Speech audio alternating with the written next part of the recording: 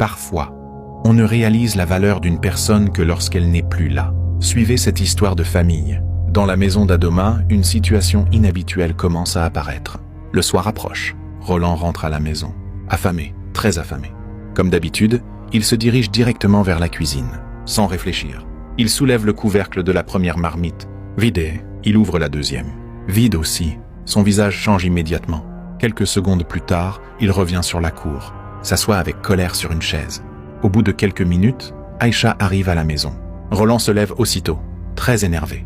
« Aïcha, où étais-tu? Pourquoi tu n'as pas préparé à manger comme maman te l'a demandé avant de partir à la boutique ?» Aïcha s'arrête net, le regarde de haut en bas, puis répond sèchement. « Tu veux jouer au grand frère? Toi-même, tu étais où toute la journée ?» Roland fronce les sourcils. « Quel rapport ?» Aïcha hausse le ton. « As-tu puisé l'eau ?» Silence. « Comment veux-tu que je prépare sans eau ?» Roland répond aussitôt. « Depuis quand c'est moi qui puise l'eau ?» Puis il s'arrête une seconde, comme si une vérité venait de le frapper. « Attends, ce n'était pas Ola qui faisait ça d'habitude ?» Petit silence. Aïcha répond immédiatement. « Exactement. Puisqu'il n'est plus là, qui devait le faire ?» Roland reste muet, mais Aïcha continue. « Et d'ailleurs, moi je ne sais même pas préparer la pâte correctement. C'est Ola qui faisait souvent ça quand maman n'était pas là. Donc laisse-moi tranquille. » Silence, Lord. Roland la regarde, surpris. « Ah, tu n'as même pas honte en tant que jeune fille ?» Aïcha coupe aussitôt. « Et toi ?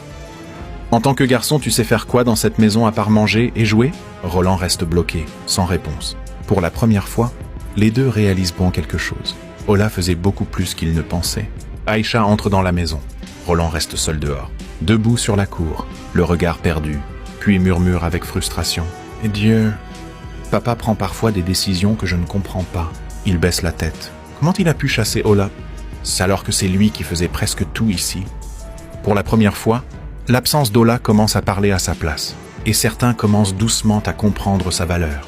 La famille, c'est sacré. La famille, c'est la racine.